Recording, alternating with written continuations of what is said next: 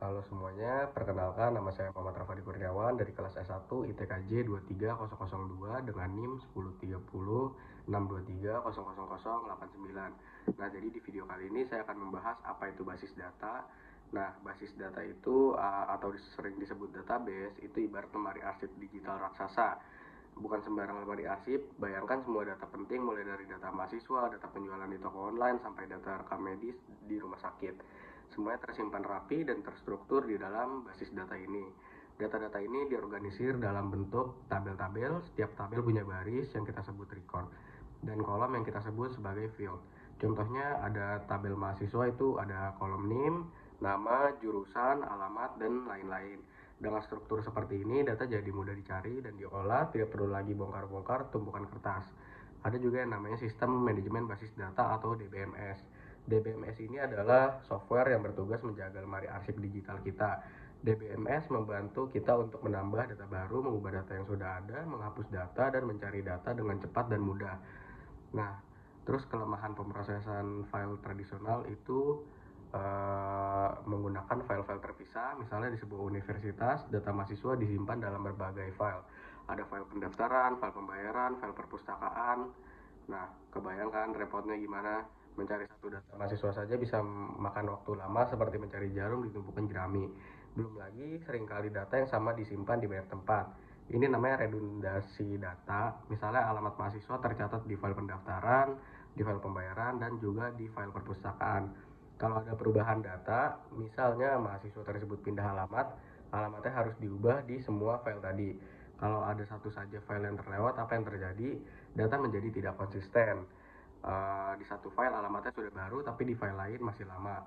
Nah, terus kelebihan pendekatan basis data hadir sebagai solusi. Dengan menggunakan basis data, semua masalah yang tadi kita bahas bisa diatasi.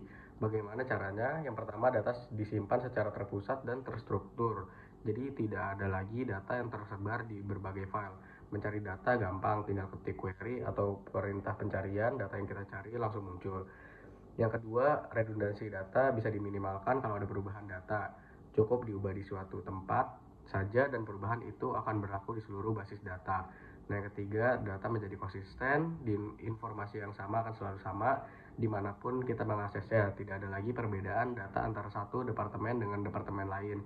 Yang keempat, berbagai data menjadi sangat mudah, semua departemen bisa mengakses data yang sama, tentu saja dengan hak akses yang sesuai. Nah, risiko yang menyertai itu ada seperti pepatah, tidak ada gading yang tak retak. Ada beberapa risiko yang perlu kita perhatikan saat menggunakan basis data. Yang pertama adalah keamanan data, karena data tersimpan secara terpusat, keamanan data menjadi krusial. Data harus dilindungi dari akses ilegal, pencurian, atau kerusakan. Yang kedua, sistem basis data juga bisa mengalami error atau bug, oleh karena itu perlu dilakukan pemeliharaan rutin. Yang ketiga, implementasi dan pemeliharaan basis data membutuhkan biaya.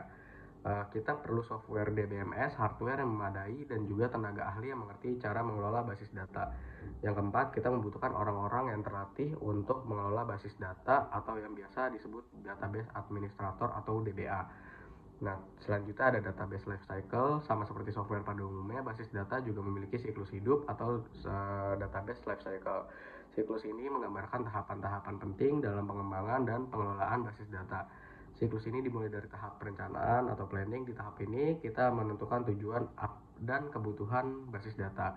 Nah, tahap berikutnya ada analisis. Di sini kita mengumpulkan informasi yang lebih detail tentang data format dan hubungan antar data.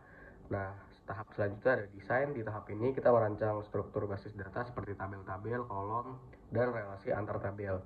Tahap selanjutnya adalah implementasi. Di sini kita mulai membangun basis data sesuai menggunakan software DBMS untuk membuat tabel, mengisi data, dan mengatur hak akses.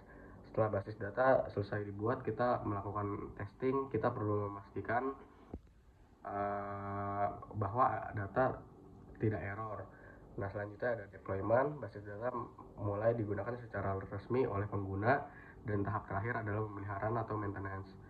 Tahap yang berkelanjutan ini kita perlu melakukan backup data secara rutin. Nah, sekian video mengenai basis data. Terima kasih. Wassalamualaikum warahmatullahi wabarakatuh.